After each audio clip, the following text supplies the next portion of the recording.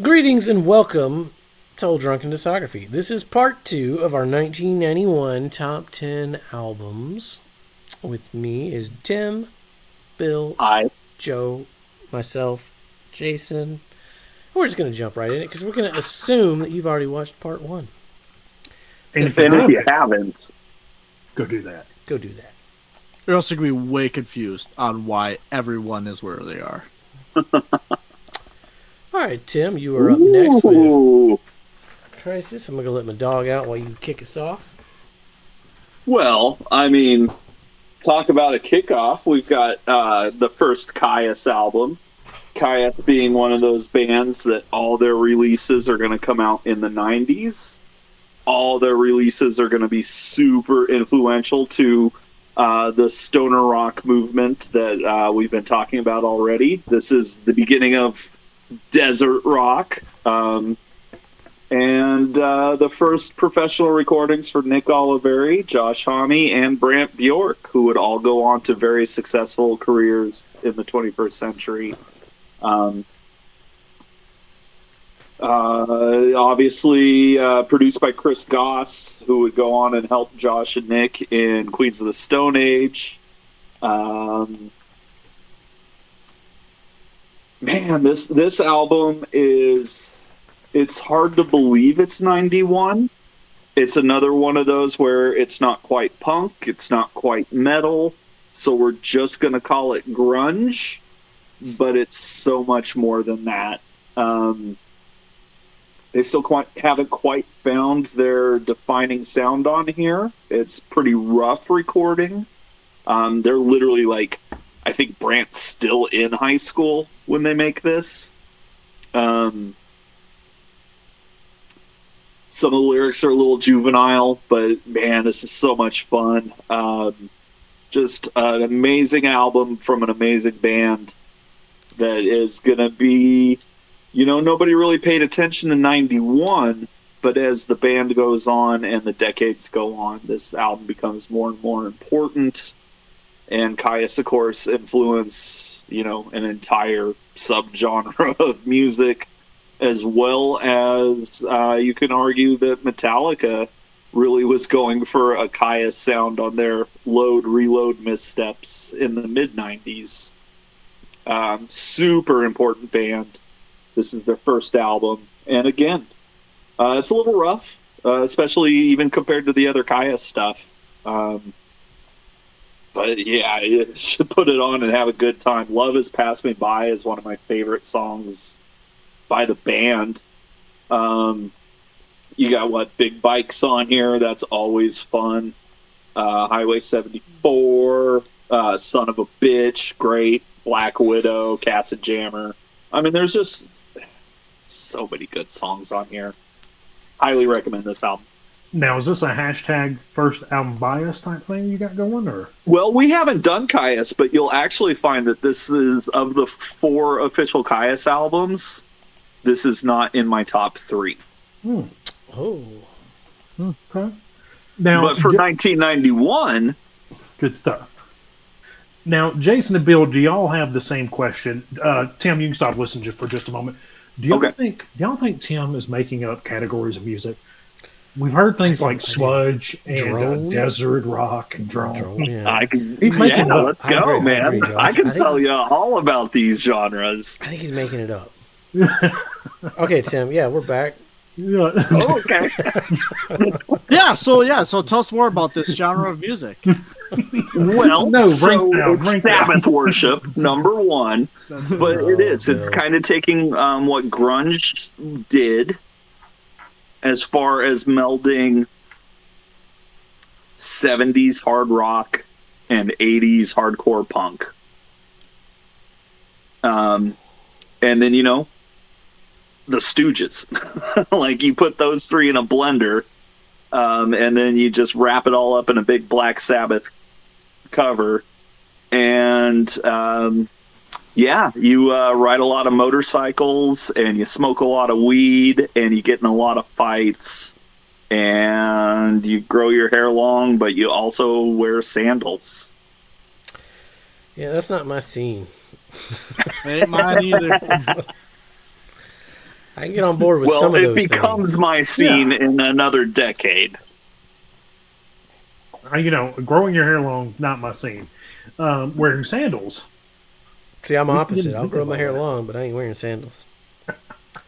All right, so Tim, where are you ranking this worst album Ooh. covers we've covered so far? I think. Where am I putting Wretch? Wretch is gonna go. Surely not above Melvin's. Where did I put the Melvins? Yeah, it's gonna go one above the Melvins. Oh, okay. Hmm. Doesn't quite make the grinder. Doesn't quite make the grinder. Caius will definitely see higher rankings as the decade goes on. All right. But it, Yes, that's like my Pearl Jam or my. yeah. All right. Oh my God, I remember this record. So this one, I don't have exactly that record. I've got the re-release version of it, Okay. I've got an original. and specifically, it's the digital remastered version. Yeah. Ooh. Yeah. Make it sound a little cleaner. When we do the Ozzy solo discography, we'll definitely have that conversation about how Sharon screwed over some band members in those remasters. Yeah. Oh, I can yeah. believe it. But we'll get Yeah. And we're not talking about that specifically. We're just talking about this album, sure. not remastered, because it's 1991. I've got some fun facts about it. Oh, go for it. So he wrote the intro to the title song and is pictured in the album sleeves. But Mike Inez, who will go on to join Alice in Chains, does not actually play on the album, even though he's credited on the album. Bass is actually played by longtime Ozzy collaborator Bob Daisley. Yep. And then another fun fact, Hellraiser and Mama, I'm Coming Home, which was a big hit, were written by Lemmy of Motorhead. Wow. Yes. This is probably was one of the first 20 albums I listened to the whole way through. Again, probably early 2010s, probably, again, like 10, 11, 12 years old here. Or no, I'm sorry, 11, 12, 13, 14 years old, somewhere in that age gap. The right time to find Ozzy. Yes. So, for me personally, not my favorite Ozzy album, but it's still a very good quality album. I mean, Mama, I'm Coming Home, goddamn, that's one hell of a song. That's a good song. That's a good song. That's a great song. No More Tears, again, I vibe with that song. Mr. That Tinker Train. guitar solo is pretty epic. Yeah. SIN, I like it. Yeah, just leave it at that. I like it. This What Hellraiser's on this one? That one's really good. The Zombie Stomp, is that one's on here? Yeah. That one's really good. It's a really good album. So it's a really good album. I like the sound of it, which is why it's in my top 10. Kind of surprised that no one else put in the top 10. It's an honorable mention. For Yeah, me. it was my number 11. Yep. So yeah, that being said, when we get to ranking it here, we're gonna slot this guy in right behind REM. Ooh. Oh. Above Trisha. Yeah, above Trisha. So, have you heard Wait. the Behind. anniversary edition of Hellraiser? They released a 30th anniversary where they mixed in Lemmy's vocals. So it's a Lemmy Ozzy collab. Sure. Sounds Does it- fantastic. Does he get credit? Yeah, Okay. yeah, they gave Lemmy credit. They gave Lemmy credit, but they didn't give Bob Daisley credit. Perfect. Yeah. Jason's favorite. Oh yeah. We get to talk more about Garth Brooks. What are we talking about this time? Yeah, you guys didn't cover it all already? Yeah, No, no, the no. last I time we listened to talked it. about it, did you guys find out why those letters were different? Yes. I believe it was to mess with you. I believe Garth was like, this Jason guy. We got to do something about it. Did he purposely wear the same colored blue shirt as the background? Yes. Is All that of it- for like Photoshop purposes? Well, all of his albums, like the next one of his albums, he's like a red and black shirt with the red and black. Yeah. So Checkerboard. his shirt color matches the album color. Yeah. That's what he does. Spoilers for And 92. what's up with this? Is he flashing gang signs? No, he's holding his No. belt buckle. Yeah. Oh, okay. The country. You really don't listen to country. That's That's the thing. You hold your belt buckle. So kind of just to run through. Bill said a lot about this. Obviously, Garth Brooks, the early '90s are his heyday. This is a really good album from Garth Brooks. I think that the '90 version is that No Fences? It's been a minute since we did '90. Yeah, No Fences was You've 90. got- Yeah. So I think that's the better album, but this one's really good also. Against the Grain, good song. Rodeo, obviously amazing. What's She Doing Now? Great. Burning Bridges is probably my low point. That and We Bury the Hatchet. Those two songs I don't love. That one, We Bury the Hatchet, that one I initially didn't like. That one grew on me the more I listened to it, though. And, like, the more I looked into the lyrics. That grew on me. Yeah. Papa Love Mama, really good song. I didn't realize the line was Mama was a looker, Lord how she shined. Yeah. Papa was a good one, but the jealous kind. You thought So it was I an listened- H, not an L? No, I thought it was I thought it said Lord what a shame. Mama was a looker, Lord what a shame. Oh. Because I Okay. listened to the live version, and that's just what I heard, and that's why I was like, oh, if it's a song because she looks good, that's why she's out seeing other men. Yep. But that's why you got That's why you got to rhyme it. That's why it shines. Yeah, works really good here. I also didn't know "Shameless" was a Billy Joel cover. Great song. I've been listening to it since '91. Really good. Cold Shoulder's good. Lonesome Dove, pretty good. And The River, obviously a great song. So great Garth Brooks album. It's good stuff. Should really listen to it. All right. Well, now we're getting to the rankings here with the grinder. For Garth Brooks, we're going to slot him in above No Effects. Do I want to put it above Pearl Jam?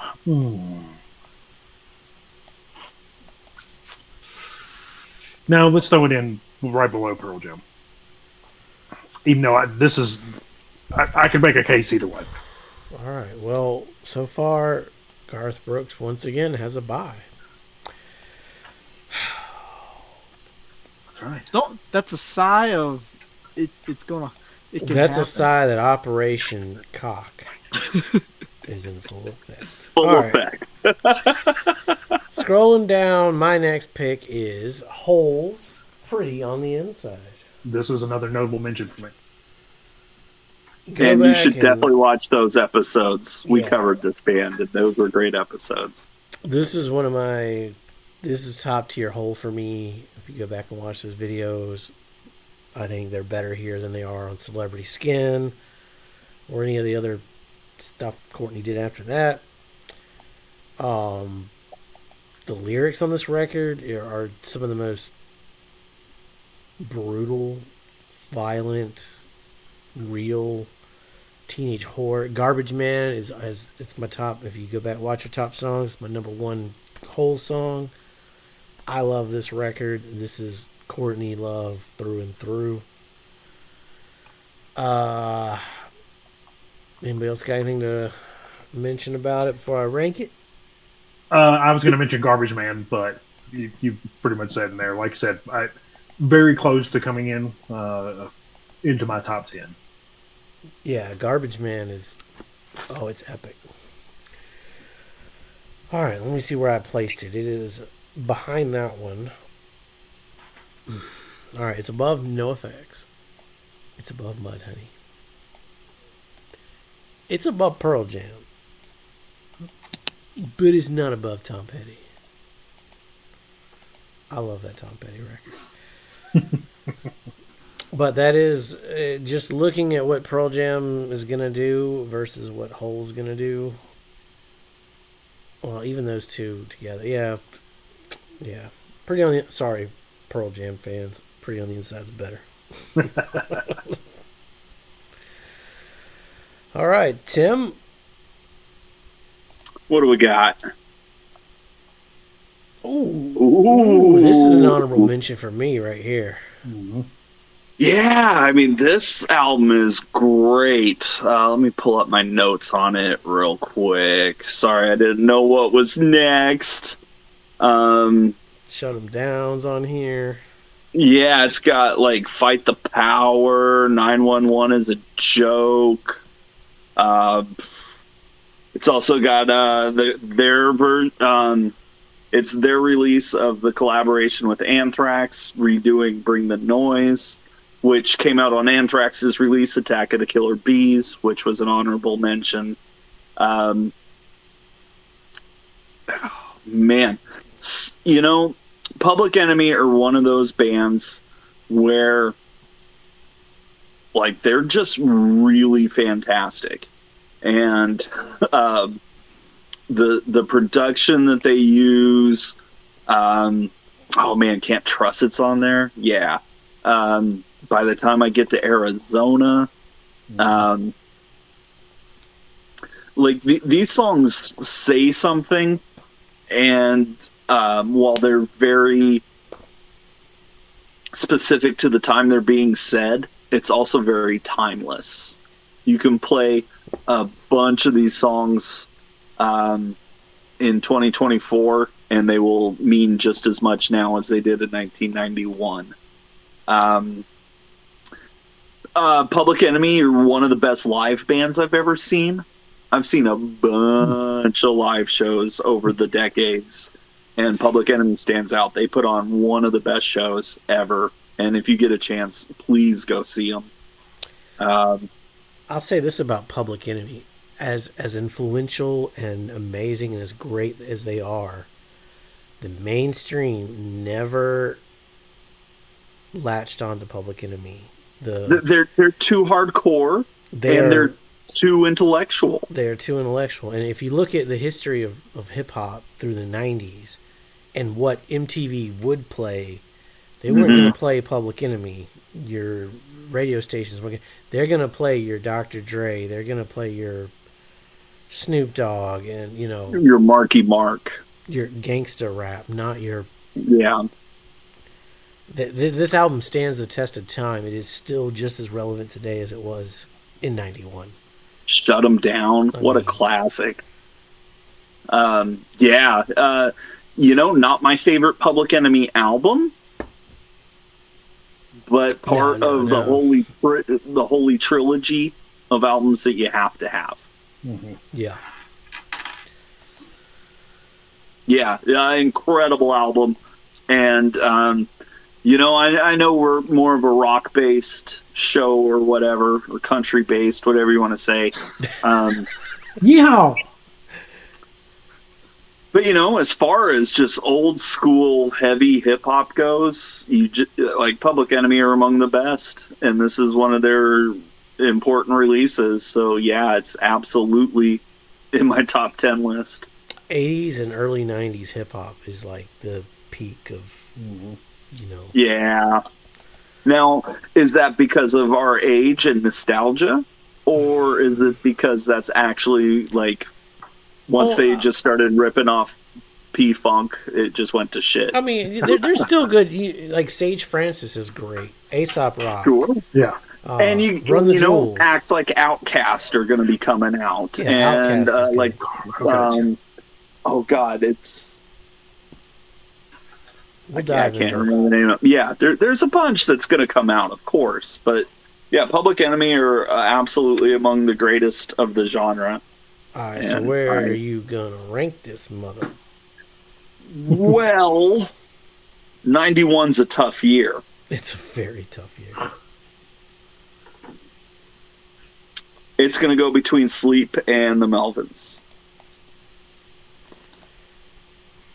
All right. Cool. Bill, what you And got? again, all these albums are number one, and you should absolutely be listening to them. All right. Except for the Use Your Illusion albums. Hey, now. I knew Yeah, I that was got you. coming. That's I was right. ready. Hey, look at that right there. So, precursor behind the scenes information.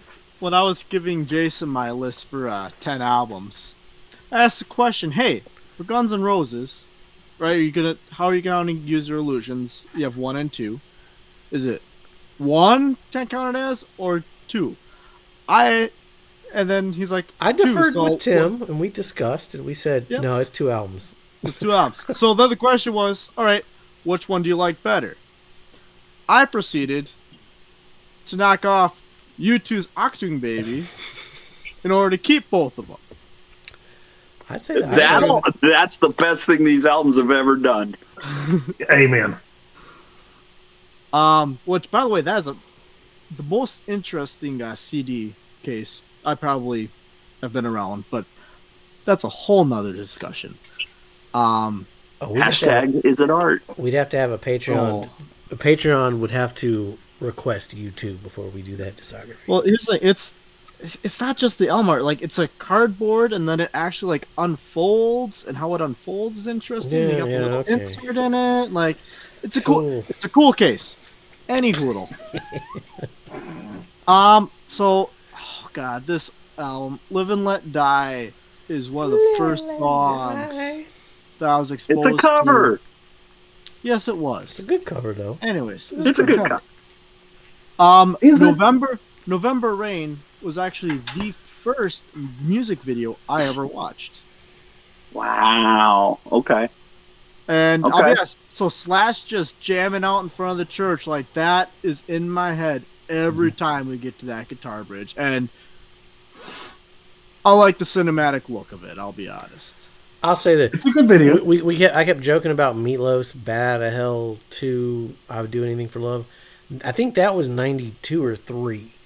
That freaking November Rain video was on all the damn time. I remember when I first saw it. I remember like the first time I ever watched November Rain's video. I was like, holy shit. I don't know why that's remarkable for me, because I mean it's November Rain's a good song and all, but I was like, why do you It's remember so damn that long. moment in your life? That being said, though, you take out, I mean, it's a good album the whole way through, but there's nothing else that really stands out.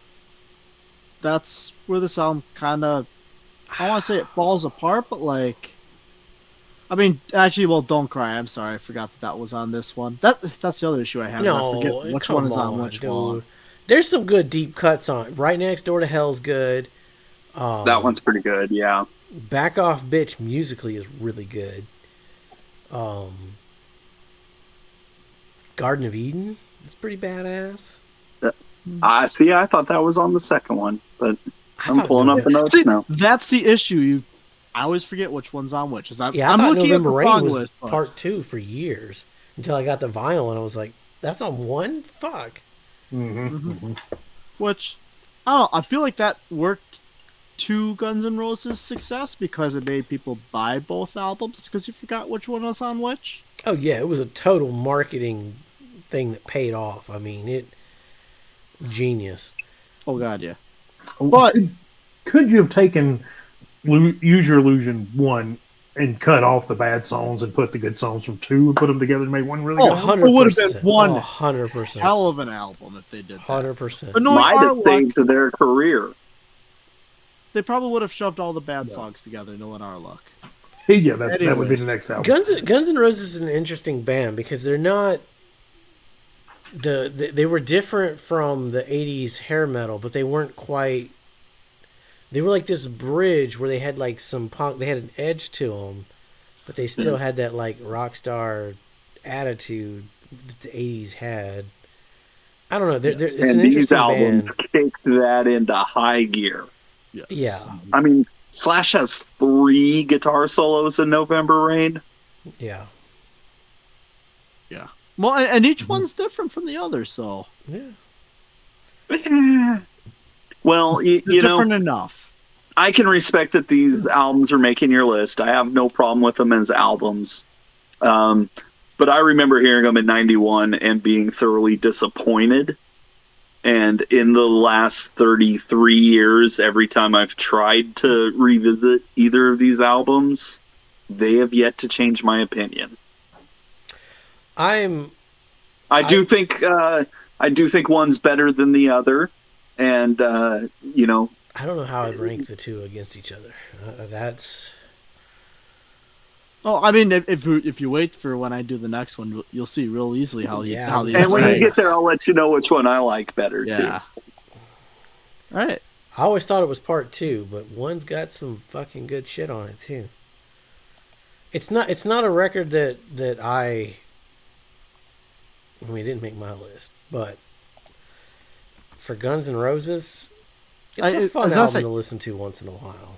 I felt like I had to give GNR a little bit of love here. Yeah, I mean, I already had them on the landscape, but it's going at number. Their only entry this decade, so yeah, and it's going at number 7. Thank God. Trisha Yearwood beat it. Fuck That's right. me. Trisha's getting that Trisha. Fuck me. That Trisha debut album, it actually was pretty. They keep it to a 2 guitar solo minimum. That's right. Hey, here's the thing. If I was in a country group, that Trisha Yearwood might have made it to the top 3. That's all I'm saying. Okay. That's right. Yeah. You know, hey, it's your list. Whatever. We'll see how part 2 does here real soon. Okay, Metallica. So, kind of a surprise entry for my list because I'm not a very big Metallica fan, as it turns out. I don't think there's another Metallica album that will ever make it to my top 10. I could be wrong. Wait till we get to the 80s. Yeah, I'd have to listen to some more of them, but this not being on more of your list surprises me because I think pretty much everyone here likes Metallica better than I do. Team integrity, man. That's right. Tim's nickname that I gave him in high school in my head was the Metallica guy. See, In fact, he ain't got it on here. He's holding up the vinyl. There's some shady integrity. shit going on in the grinder over here. I don't even have the CD to show you. Yeah. I mean, straight up, like, was I listening to this in 91? Oh, yeah. In 92, and 93, and 94, and 95, and 96, and 97, and So then I on, kind of so went, forth. you know, there's probably some other stuff out there. And And was there? There might be. there might be. And as it turns out, I found at least 10 that I think are better. That's right. Is it the Dark Side of the Moon of the 90s? Yes, 100%. And if you haven't picked up a copy or 4 yet in your life, go out and buy 1 or 2. It's a very enjoyable album. It's probably the best sounding album we're going to get on this list. You I didn't listen to Garth Brooks. Yearwood. I say, yeah, But, that Garth Brooks still coming. Yeah, Garth Brooks is still good. I was still such got a to talk good- about Reba. That's true. So Metallica for the Black Album. So this is an album of 2 tales. There are 6 songs. There are 12 songs total. There are 6 songs that are good to great. There are 6 songs that are okay to bad on this album. There are 6 songs I'll skip immediately, and the 6 songs I'll definitely listen to. But I would good be songs- curious to hear a couple of your skips, because I tend to skip the singles on this one. And those are the ones I I've heard probably Enter listen to. Sandman to death. Yeah, I like Enter Sandman still, but I've heard of them. Sure. Holier Than Thou is a skip. Don't Tread on Me, Through the Never, The God That Failed, My Friend Misery, and The Struggle Within. I would implore you to go back to Through the Never at the very least. That song's a banger. Yeah, so that's actually, I think that's a very good song on this album. My Friend Misery, I have one note on it, said the whispered remember was super creepy. There's a point he whispers remember, and I'm like, this is the creepiest thing I've ever... Yeah. And it would be okay if the song wasn't one that I just didn't like. But the other songs are so good on it that it really makes up for it. I mean, but if you cut this album in half and just gave me the 6 really good songs, one of the best albums, of the year. It's still in my top 10, but Enter Sandman, Sad But True, Unforgiven, Wherever I May Roam, Nothing Else Matters, of... all the singles. Yeah, basically all the singles. I even liked A Wolf and Man. That one's good too. Yeah, that's a killer song. Yeah. Yeah. So those are my the sixth one. Good album. I'm not a Metallica fan. I'm not. I'm admittedly, I listened to their album last year, and I was like, "This is a Metallica album. I don't like it." But this has good songs on it. I'll give them their due there. This was their like sellout record, honestly. Yeah. It's good stuff. It is going to go. Oh boy, where's it going to go? We're going to put it right in between 15 and REM. Ooh. Ooh. Blends into the background. Oh yeah, it does. All right. Final Tap, Eat Your Heart Out. Let's see. Do we have any more doubles here? Yes. Yep, Toward the end. I think there's Oh, one yeah. left. Well, I got Metallica, and then we got two Lithiums. And... Are you Metallica next? No, you're this. No, not next. I got part 2 We'll next. come back to that. We'll just go to me and Joe talking about some Power of Equality here. Joe, what you think of Blood Sugar Sex Magic? So Blood Sugar Magic, definitely not my favorite Red Hot Chili Pepper album. They're great. They're really good songs on it. But this one has a issue with the same thing I kind of thought of REM. He has there's a very distinct Red Hot Chili Pepper sound, and it's really good when it's great. And when it's not, it's like why am I listening to this? It's almost annoying and forgettable. I do love the bass lines pretty much throughout the entire thing. I think the bass is amazing through it. Power of Equality, pretty good song. Breaking the Girl, great. Funky Monks, great. Suck My Kiss. Give It Away, obviously. Title track, okay. Under the Bridge is great. They're Red Hot. I really like that song. I think it's a fun little. It's got a cool little beat and song to it, riff to it. Funky Monks, A Robert Johnson original. Yeah, it's just a little fun. I like the beat with that one a lot. So I think it's a good album. I think that there are points that the way they're doing this, I think it fits better later. I think they come into something later. I know this is a very highly touted Red Hot Chili Peppers album by a lot of people, and it's a good album. I just think I like some other things better. Yeah, this is peak Chili Peppers for me. I mean, I'm sorry, Californication don't touch Blood Sugar Sex Magic. And it may just be nostalgia because I was listening to this one in 91, 92. I like One Hot Minute better than this one. Sir Psycho Sexy was... What? What did he say? I like Wait, One did he Hot say Minute he like... No. better than I like this album. You know what? I think this has better. Two of these songs are way better than what's on there. But God. as an overall, You know what? When we do the Chili Peppers, we're going to have like a panel of like 10 motherfuckers ranking the Chili Peppers because we got to get everybody on that one. That's going to be a hot episode. Ooh, ooh, ooh. Apache Rose Peacock, man, that song like changed my life.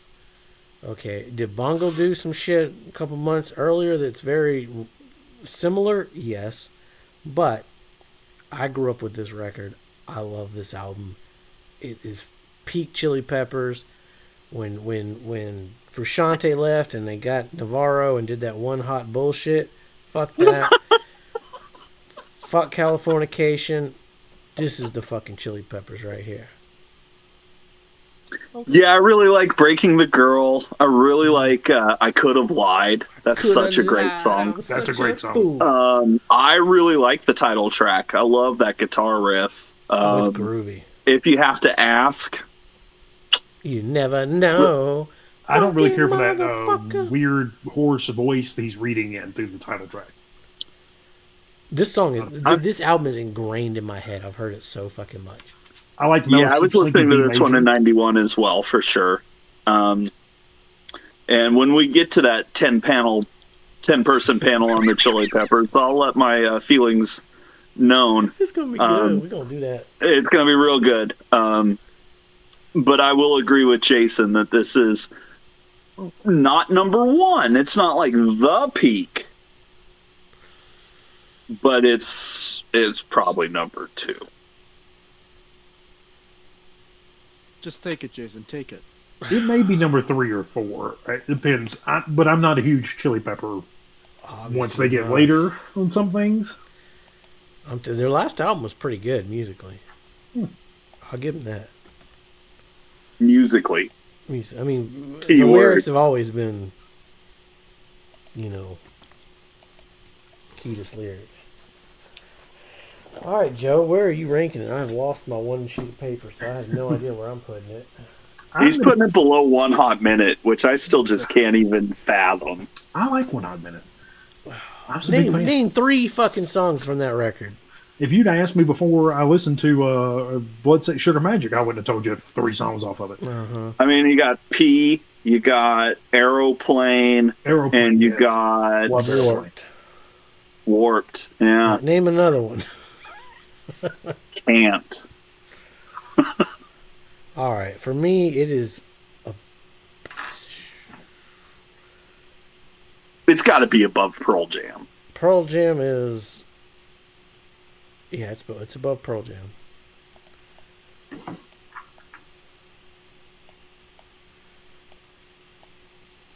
Is it above Hole? It is above Hole.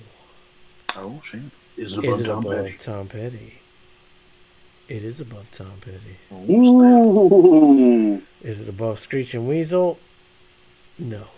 Oh, yeah, I didn't think so. Dinosaur Jr. making it to the grinder. Oh, yeah, officially. Dinosaur Jr. cannot be knocked out. That's true. For me, I'm going to put it above REM, below NoFX. Screeching Weasel on the grinder. Ooh, I didn't think of that. Right there? Mm-hmm. Yeah, Weasel's got a bye right now. Yeah. Ooh. I mean, so does Garth right now. Yeah, but... He's hitting 2 for 2 so far. I know. I'm going to have to pull a mulligan here eventually. Operation Do you want to do it now kick in. or later? Do you know it now? We can do a I mulligan. do. We're going to move Garth Brooks above Pearl Jam. Jesus Christ. I just can't do it. The more I'm looking at it, I just can't do it. Are you You're damn right you joking me? can't. Jesus. Fucking hell. We got to get Cole quit back. All right.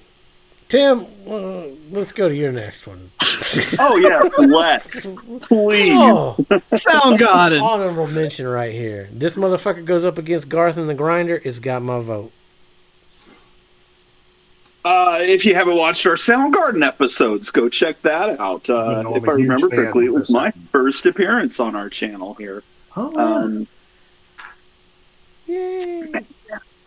I mean, Rusty Cage into Outshined, into Slaves and Bulldozers, into Jesus Christ Pose, into Face Pollution, into Somewhere. That's side A.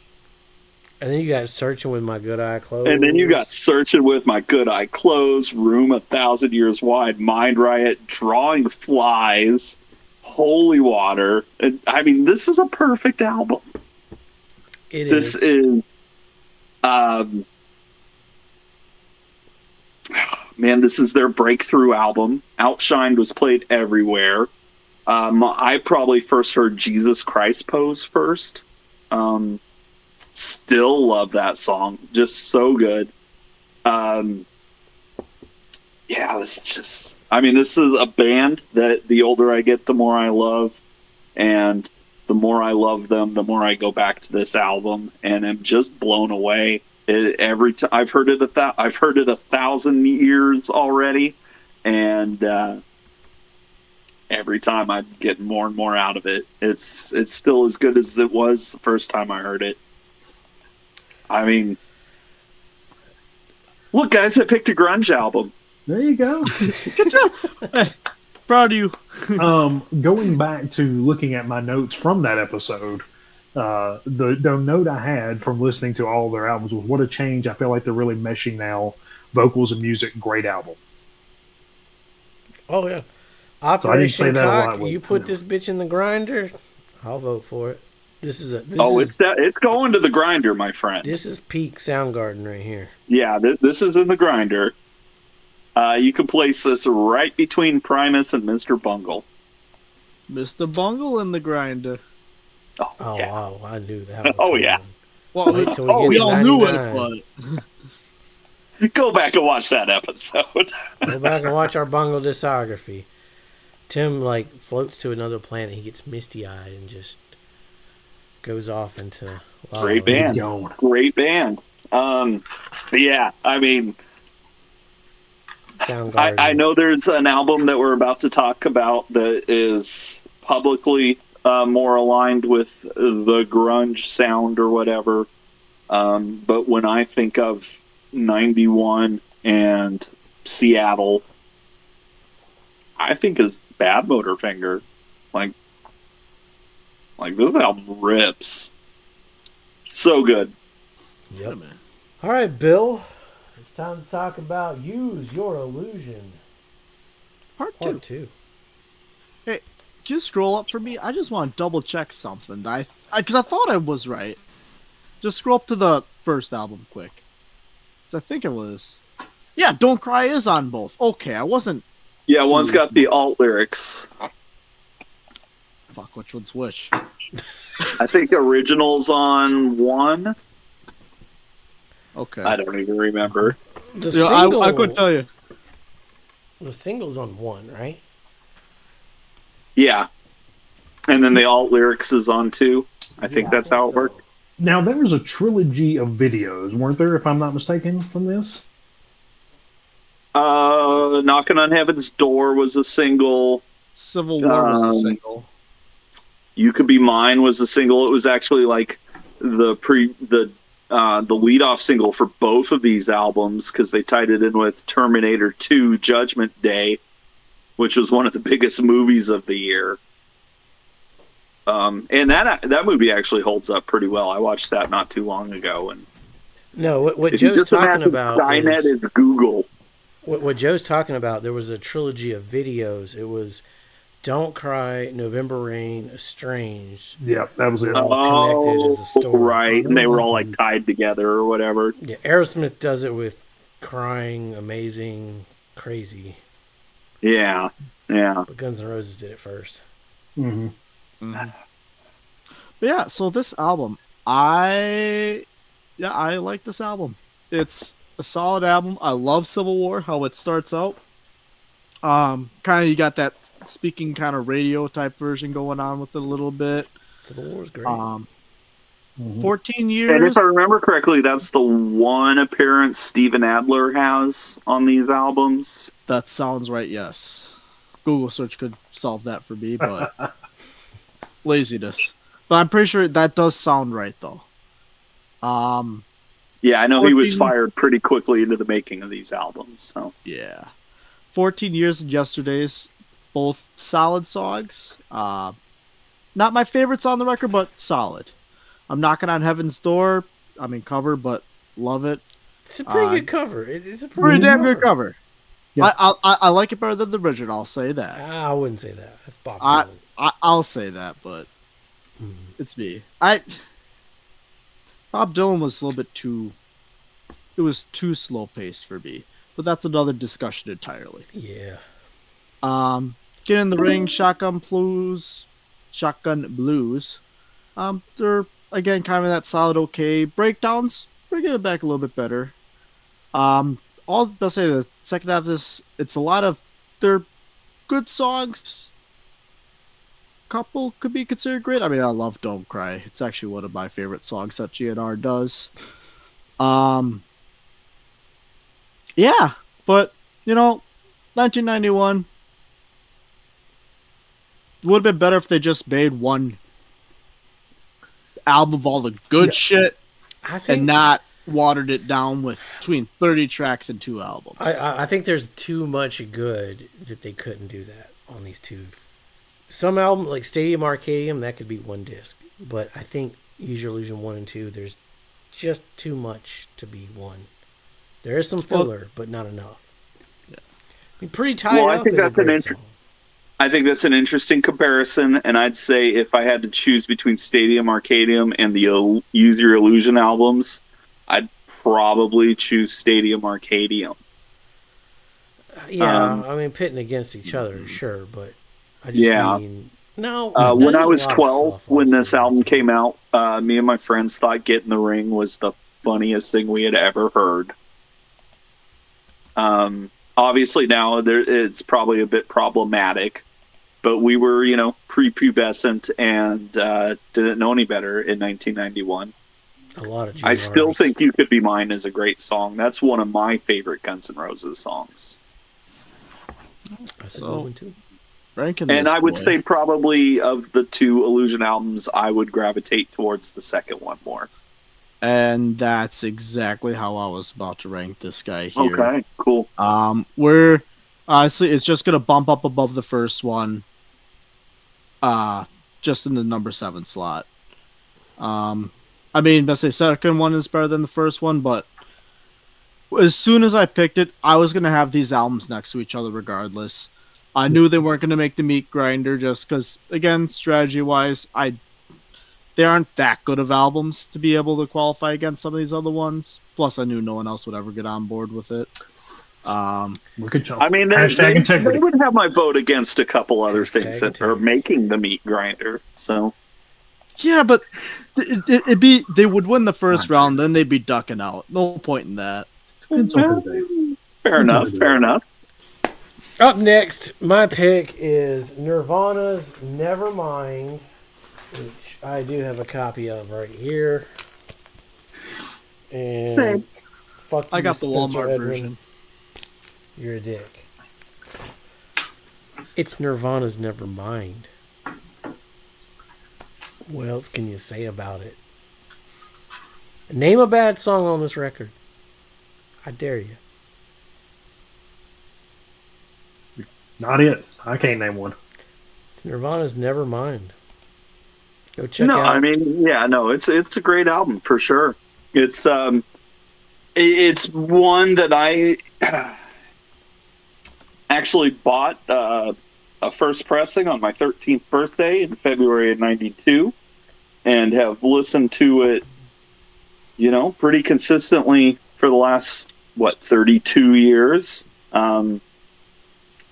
Sometimes by choice, sometimes by force. I think it's interesting that Something in the Way was a recent hit. It's kind of fun. Used pretty good too. That was actually a good Yeah. movie. Yeah, it was, surprisingly.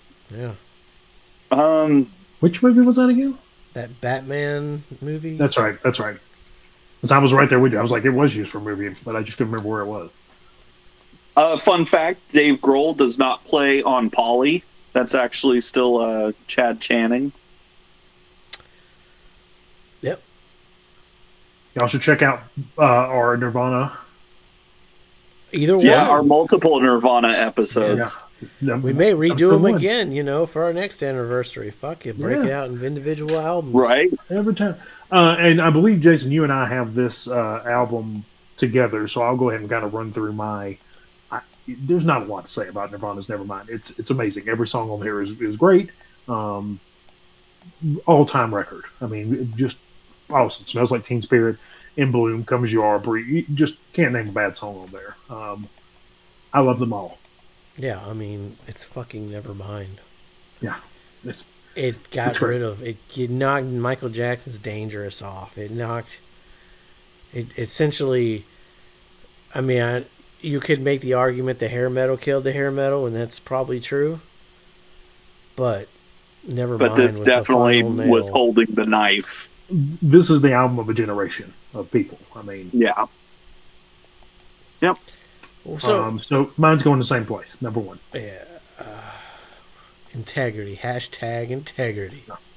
Never mind getting that first round bye. I should have gotten 4. Now, Should've gotten 4 nostalgia buys. aside, though, Mm-hmm. like, throw nostalgia out the window and the fact that it's, the record of a generation or whatnot. like, there are better albums. I mean, if we throw 1991? nostalgia, In '91, though. I mean, if You we throw tell me that nostalgia, Mr. Bungle album isn't better? Or Nope. that Primus album isn't better? Nope. I am telling you. Yes, that Here's is the what I'm thing. telling you. I mean, here's the only thing. Hashtag integrity. If we throw nostalgia aside, Hashtag does nostalgia. any of this have any meaning behind it? Yes, it does. Damn it. I said, with Well, I throwing think the nostalgia out.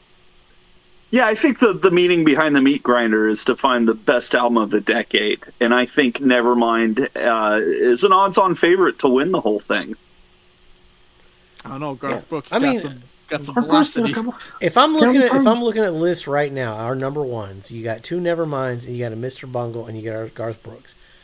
Now I haven't heard Garth Brooks, but I could see the argument for Mr. Bungle because like I've heard that record. It is a fantastic record. It's well ahead of its time. It's super interesting. But is it a good listen? Is it something you can stick in on for any moment? You're sad, can you listen to it? No. You're at a party, you listen to it? Yeah, probably. People be like, what the fuck are we listening to? You say, that's Mr. Bungle. But Right? You want to have everybody to leave the party? I think I've been to Tim's house while this record was playing at some point. But Nevermind can fit. It defines a generation. Joe said it. It's our Beatles. It was my Beatles. Well, and I think that's an interesting question that you pose. Like, because yes, is the Mr. Bungle album a difficult listen, especially for a first time? Yeah, absolutely. But I'm going to argue that Nevermind is a difficult listen on the millionth listen. What is he saying? I know what he's saying. No, I meant like what is he saying? Oh yeah, That's what I meant. all the yeah. marbles in the mouth and whatnot. I never had that issue. That's why you buy the Lithium single, because it has all the lyrics. Yeah, I never had that issue. I understood what he was saying, but I get what Tim's saying, and it'd be hard to say. I mean, it does. It falls into the same category as Metallica's Black Album. Did I listen to the shit out of both of those albums in 91, 92, 93, 94, 95, et cetera, et cetera? Yes, I did. And unfortunately, I'm still hearing them daily. But it's always the same 4 songs.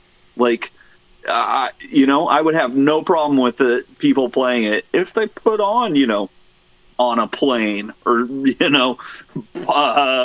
Breed or something, Lounge Act. You could take any of those songs, Come As You Are, Lithium, even Teen Spirit on its own, and just say, as a song itself, like, it's still fucking amazing to me. Like, Nevermind's gonna be on my list.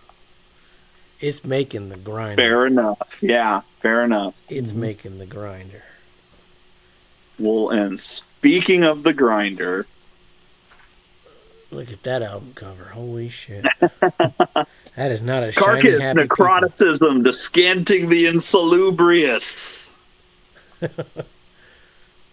Their third album, their last one before getting signed to a major label.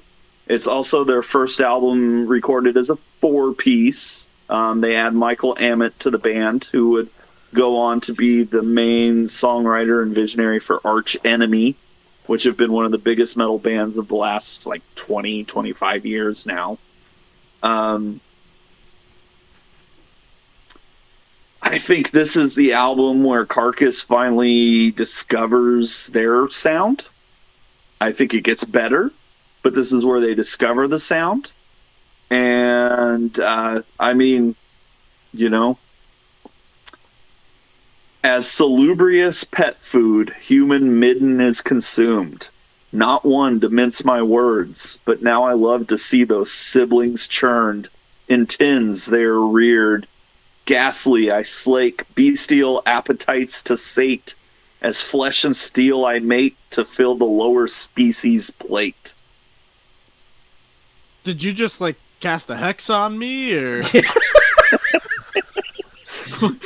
I mean,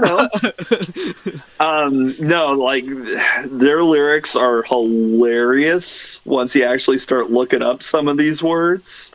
And I think they have currently, like in 2024, they have the best band bio of all bands going. Their current bio is that they are arguably the most influential band to ever come out of Liverpool, England. Arguably is a good word for that. Arguably is a very good word for that. Yeah. No, they're a hilarious band. Musically, like Bill Steer is one of my favorite guitar players. Ken Owen is one of my favorite drummers, and I don't listen to a whole bunch of like extreme metal stuff, but when I do, I'm reaching for Carcass albums. These guys transcend their genre that they created. Yeah, they transcend metal as a genre, and I really believe that they're going to go down in history as one of the bands in the lineage, like, you know, Black Sabbath, Iron Maiden, Metallica, Carcass. Why not? They're on that level for me as far as musicianship, songwriting, total package. And yeah, they put out an album in '91. One of the greatest titles ever. Like, it's a great Lawrence Arms song. It's a great Lawrence Arms song. Yeah, it just again, not easy. This is not easy listening, but if you like a challenge with your music and are open to exploring sounds that you're not going to hear normally, you know, if you're okay with going outside your comfort zone,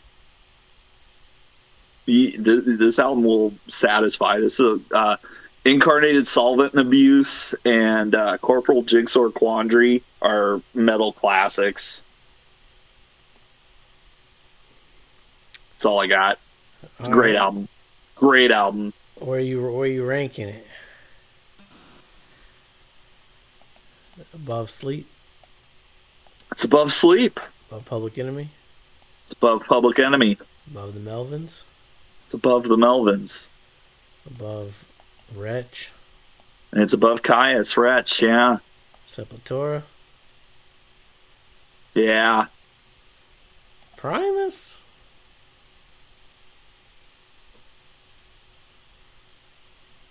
Yeah. Okay. All right, well, it's going to go in the number 3 spot. But is it above Soundgarden? Is it above Soundgarden? No. No, it's going to go right below Soundgarden. Yes. Soundgarden and the Meat Grinder. Operation Cock. Let's go. Yeah.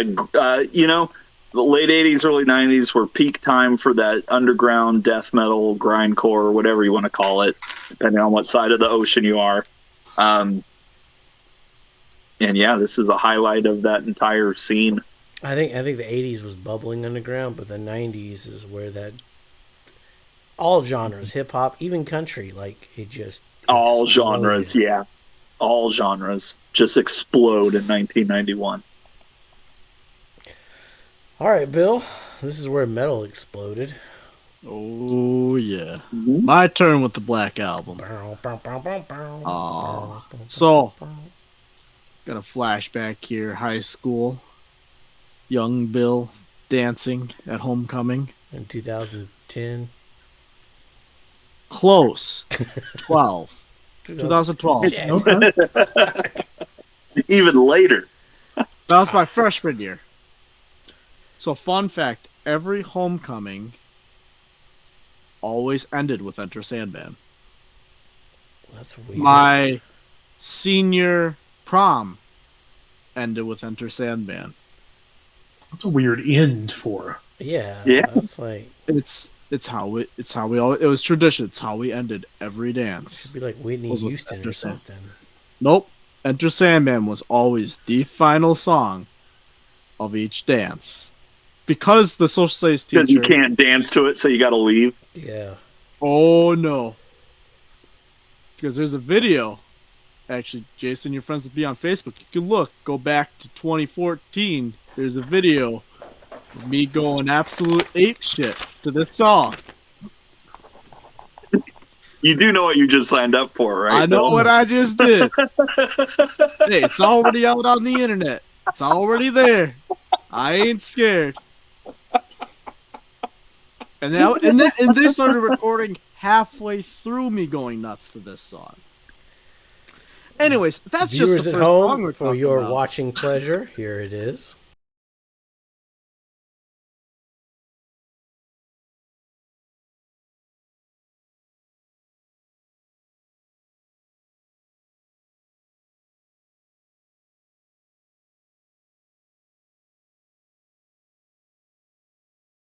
Yeah. And yeah, that's how that looked back then. All right, young Bill, a little bit let's see, longer hair and everything else going on back then. Anyways, modern day, about 10 years later, do I regret doing that? Absolutely not. Phenomenal song.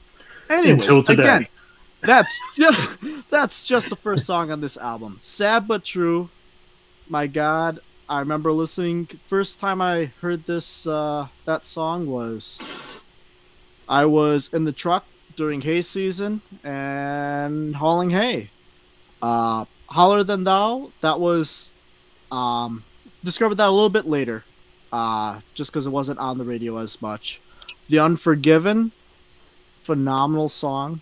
Was actually one of my pregame songs I listened to while warming up for football with my headset on. In both, well, actually not in high school, but in college it was. And actually, it's one of the songs that I always played when I was cleaning up my bar nowadays. Wherever I May Roam, phenomenal song. Don't Tread on Me, love that. Through the Never, absolutely phenomenal one. Nothing Else Matters. You're right, nothing else matters. Of Wolf and Men, The Gun, the Fit, like how this ends. I love this album. This is a very good album that I like through and through. I love the guitar, I love the drums, I love the vocals, I love the dynamicness of each song. Okay, sometimes they start, more simple, quiet, and then it gets real loud and dynamic. But it's not screaming loud. It's just loud and dynamic. You feel the energy as it goes. Yeah, that's my Super thoughts on the album. interesting change. Like we covered Metallica, and like just the difference between this and Injustice was insanely different. Almost as much as this to Load. Sure. The And so then you take the jump from Justice to Load. oh god, that's insane. Yeah. This is their biggest commercial. Like, I mean, I listened to this a shit ton in '91. Michael Fowler had the cassette. He played the shit out of this record. Oh yeah. So I said well, we're about to see just how far it is up there for me. Oh, let's see. I will be seeing Metallica twice later this year, so I Oh. definitely will be hearing some of those songs live, and I won't mind it there. Where is Metallica? Let's see. REM is on the chopping That's my block. bubble right now. Well, it's definitely better than GNR. Better than Trisha. Better than Gish. Sorry, Ozzy, still better than you. Yeah, yeah. And no more tears. Better than I mean, it's better REM. than Slave to the Grind. REM's kicked out of the grinder. And yeah, it's right above Skid Row. Oh, Skid Row's Okay. hanging on now. So Garth Brooks and Metallica both in the grinder. Yeah. I'm for it. I know which one gets my vote. Garth Brooks going to the finals. Let's get it. Not if Operation Cock has anything to say with it. That's Kick right. out country. I'll wear a cowboy hat every episode that Garth Brooks is going in. All right, last album here, Tim. I think you're probably on an island. Yeah. And that's Go ahead and fine. get yours out the way here. Corrosion of Conformity. We shout out or subscribe. We're going to be covering this discography in a couple weeks. Sure. So what I have to say will be in a lot of context there. One of the few albums I actually own 2 copies of on vinyl. Okay. I bought this rad one, and then they put this one out with a bunch of bonus tracks. So I was like, well, I got to do it. You gotta have it. Gotta have it. Man. So this is the only album they recorded as a 5-piece. It's also the only album they recorded without Mike Dean. And it's the only album that Phil Swisher and Carl Agile appear on. When we do that discography, you guys will find that lineups are a little iffy with this band. Oh, yeah, I saw that when I was making the shoot. Yeah. But it doesn't matter because they're all rad anyway. This album I've heard described as the first math metal album. Can we get a counter? Well, I wish we'd have done this morning. You don't know that genre either? You never heard the Dillinger Escape Plan? They're Yeah, I total know. math I know metal. about math rock, but you're saying Yeah. this created Math math metal. rock? I'm not saying it. I'm just saying I've heard that, and I can see it. Okay. This is a weird transition record for Corrosion of Conformity, which I'll go on record now. You guys will hear all about it when those episodes air. They're one of my favorite bands of all time. I celebrate the entire discography. I think there's just a wealth of amazing stuff that you're not expecting throughout it all. This one I listened to again today. Man, what a killer album. Not a bad song on here. This is the transition, though, between full-on hardcore punk rock and full-on, radio-friendly stoner Alice in Chains, wherever they end up. COC goes down that road? Say it again? COC goes down the road of, stoner, Alice in Chains rock? Yeah, they actually kind of pioneer it a little bit on here. That's interesting. Yeah, again, going back to 91, you're seeing the seeds of this entire subgenre developing. Yeah, COC go from hardcore punk all the way to Red State rock. Okay, that's going to be a fun video. It's going to be an interesting video. I love this album. I love this album. I love this band. Some of my favorite songs on here are Dance of the Dead, Painted Smiling Face, Mine Are the Eyes of God, Vote with a Bullet's a classic. They do. What? I like that song title, Vote with a Bullet. I'm surprised that's not a band name out there. Yeah. And then what is it? Echoes in the Well, the final song on the album proper. Every time I hear that, I think it could have been a Down song, and if Phil Anselmo had sang it, it would have been a Down song, and I'm lobbying hard to hear that happen one day. The production on this first one, they worked with John Custer, who's going to work with them for the remainder of their career. He does every album after this. Just amazing album by an amazing band. They're fresh off a tour with Danzig and Soundgarden, so you hear both of those in here as well. We'll get into the bands these guys have played with when we get there. Really recommend this album. If you just like really good songwriting, great playing, and just nice heavy rock, you can't go wrong. All right. Blind, great album. So good. I have 2 copies on vinyl, and I think I have 3 copies on CD. Where are you ranking it? This sounds like a number one. Yeah, it sounds like it's going to beat Sleep, Public Enemy, Melvins, Sepultura, Primus. This is where it's going to get interesting. Yeah. One more. It's going to go right above Carcass. All right. Interesting. All right, Bill. I'm going to let you go next since you're the oddball out here on the last pick. Man, look at that cover. Look at that cover. Yeah. Let's say Just soak it in. I'll talk about take it over Reba's Reg. 17th studio album here. It's this one. 17th?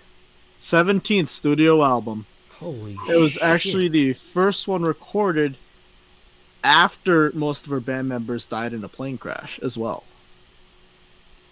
Which is why it was labeled For My Broken Heart. Oh my. I did not know this. It's a song, that thing, the whole album is just about trying to heal and move on from it. And actually, this album was Reba's most successful inside of, with regards to charting. And actually, this album made her the first ever female country singer to be double platinum. The more you know. So yeah, so that's my little background, additional information on this album. To say there's a lot of interesting stuff about it. Reba, one of the most well-known country singers, especially in modern time, and she's still up and singing. I don't know if she's still releasing albums necessarily. It's more just doing live shows and whatnot at this point. Honestly, this track list, starting off with For My Broken Heart, phenomenal start, and then Is There Life Out There? Again, it's a really emotional, deep album, especially when you look at all the lyrics. He's in Dallas, especially. That's getting up, all dressed up with Nowhere to Go. Again, it's all really digging deep into the emotional side of it. The Night the Lights Went Out. Was The Night the Lights Went Out in Georgia? Was that a single? Mm-hmm. Yes. That yes, sounds familiar.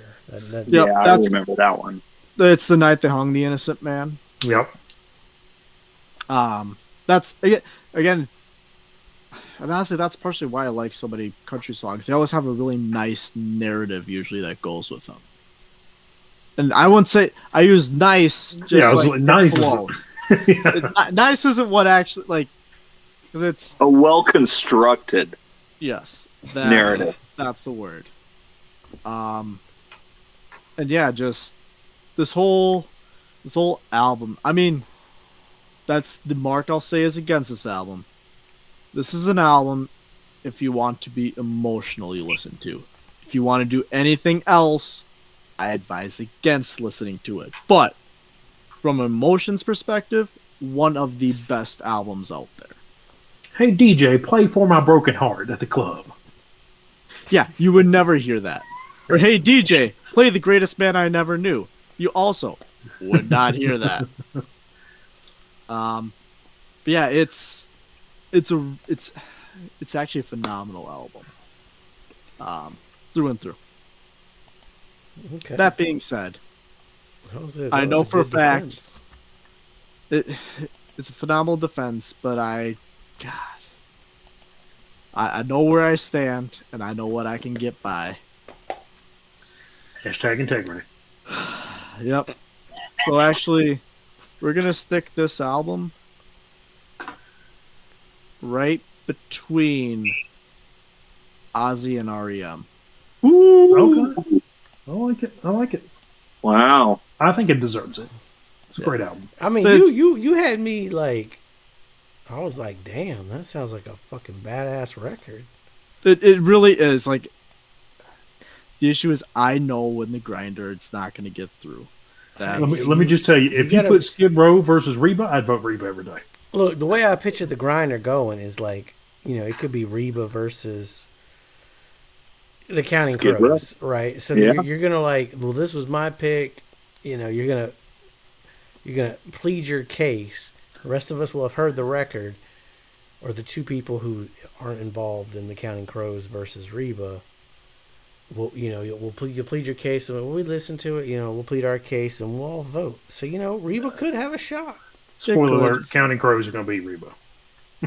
Yeah, they would. But I might vote Reba. But that's again just helping get exposure to the album. Yeah, know, I mean, you made a good. That was a good. Yeah, a lot of we've these is said actually- it before, and we should say it again, even though we still got a couple choices here to go. But like all of these are just amazing albums that you should check out if you haven't all already. 10, or I guess 40 records, Yeah, give or take a couple duplicates. All great shit. Oh yeah. There's a reason each of us picked each one in our top 10. Speaking of great shit, I think Joe and I think we ended up on the same. Mm-hmm. Wait, Yeah, you and I are the last two. So. yeah, we already talked. and you're about going it. Kerplunk. You fucking right. We go. Okay. Okay. Go back and watch our Green Day video that never made the light of day. Yeah, they can't. Just imagine it. Imagine we did a Green Day video. You remember Them and where? Gaslight You remember Anthem. where I put Kerplunk? You had it pretty high, if I remember correctly. I would say like third or fourth. Number 2. Number two. Number Okay. 2. I love Kerplunk. You talk about a good narrative. Christie Road. Holy shit. So good. Top song contender. Mm-hmm. Probably number 1. That video never made a light of day either. But you got Who Wrote Holden Caulfield, Android 80, Private Ale. I fucking love this record. Welcome to Paradise, better version than on Doogie. Dominated Love Slave. Yeah, this is this top tier Green Day for me. Fuck some saviors. 2,000 Light Years Away, One for the Rage. I mean, when do I say something is not good or great? I don't. You can't. There's nothing on fucking here. Record is perfect. If I had to tell you there was one that I would not put in a great category, maybe it's a closing track, but I mean, it's a hair. That's not their best closing track by Yeah. far. Not their best. Words I May Have Ate. It's still good. It's just not as good as everything else. Yeah. Christie wrote an amazing song. Trey Cool Obviously- is back on this is his first album with them. Mm-hmm. One of My Lies. You were holding. Yeah, just a fantastic. This is my favorite kind of era of Green Day that we're sitting in here. The Kerplunks and the Dookies of the world. Yep. Christie wrote probably all time one of their songs. All time top song contender. We'll get back to Green Day eventually. We'll cover Green Day and release it where it won't be 4 hours. Just like long. Gaslight Anthem. Eventually. One day we'll cover it. Hey, the Gaslight Anthem's put out a new EP. Really? Yeah. Hell yeah. All right, Joe. Where are you putting it? There's a one blank spot I have there, and I'm trying to decide Number should 10? Green Day go down? No, I'm lying. Green Day's going to go at my number 2 spot.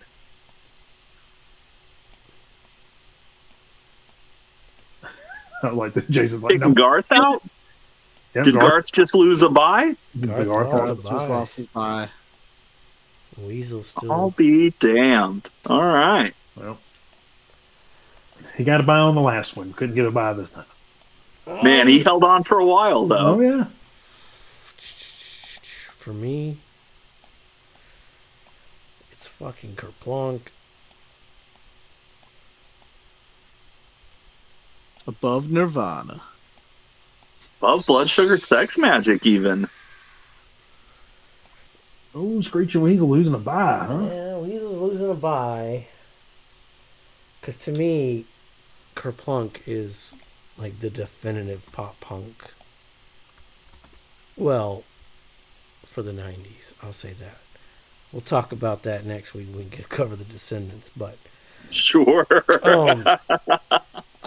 yeah, it's my number 3. I think Dinosaur Jr. I think Green Day is going to do something better later. That's probably going to be into the grinder as well. But Kerplunk is top tier Green Day for me, so it's got to go in there. So we got Green Day getting a bye. Nirvana's getting a bye. That's the only ones getting buys. Those are the ones Yep. getting buys. But that's it. There's 91's Grinder. Hey, high five, Tim, for having 6 original albums. Right? Go ahead and slot those on over here to the grinder. We got a decent list going here. Yeah, Only 8 more years to go. I'm excited about my list. I would love to listen to my tops, those 6 right now. Right? What are your top 6? Sonic Youth, Garth Brooks, Social D, Nirvana, Green Day, and Weasel. Yeah, I mean, besides that Garth Brooks sneaking in there, that's a pretty good list. That's some good diversity right there. Let's see, Bill's got Garth Brooks, Metallica. I'm glad Black Album made it. That's going to be an interesting... I'm glad that made it too. That's going to be an interesting I was twist. kind of hedging my bets, so... Like, That's if it the didn't, problem, no big though, deal, you know? but it made it, so cool. What if we all said, you know what, I'm not going to put Nirvana's Nevermind in because somebody else will get it for sure, and then nobody has Nirvana on there. That would have been hilarious. That would have been a little weird. I kind of thought Jason was going to put Nirvana's 10 in there, or Nirvana, Pearl Jam's 10 in there. No, my Pearl Jam, I'm going to fight for a later Pearl Jam record. Whenever we first said 91, I looked at everything. I was like, oh, I know it's going to be in there. It's going to be Nirvana, it's going to be Pearl Jam, it's going to be Red Hot Chili Peppers. And then I realized Kerplunk was 91, and I was like, oh, shit. Yeah, With Chili Peppers is And probably then you not. realize Garth Brooks is 91. And then you I was like, Garth realize Brooks is 91. I was like, son of a- Genesis is 91. And Then then I you read- realize, yeah. Genesis. Okay, I thought Weasel was going to make it, and then whenever you said Kerplunk was 91, I was like, fuck. That's going to push something out. That's going to knock something out. So Weasel was my big surprise out of all. I was like, holy shit. I'm glad you got that. I will vote against that, or I'll vote for that against some things because I love that record. That was strong. I completely forgot that this Skid Row album released in 91 because I thought that I had my 91 all set up. Yeah, 91's a. It's not. 91 was a Fantastic phenomenal year. It's not Yeah. going to get any easier. 92, 93, 94 is insane. I already got one of my Making It to the Beat Grinder for 92. That one, I got an easy one. I've got a lock.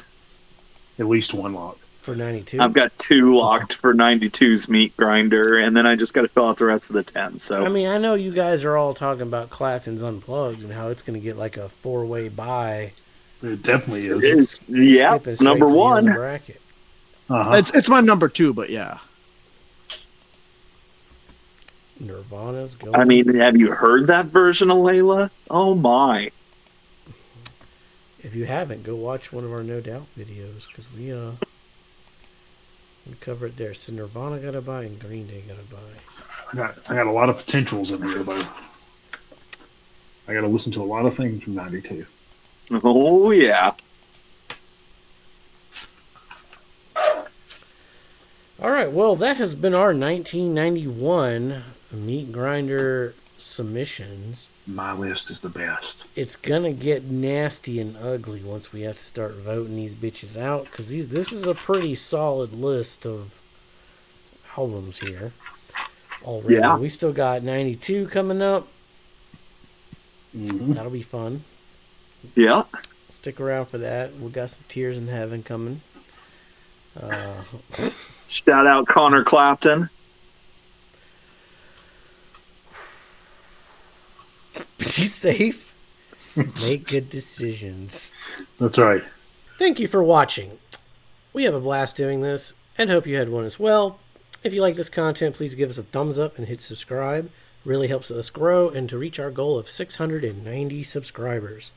You can also come hang out with us on Facebook and Discord in the links below.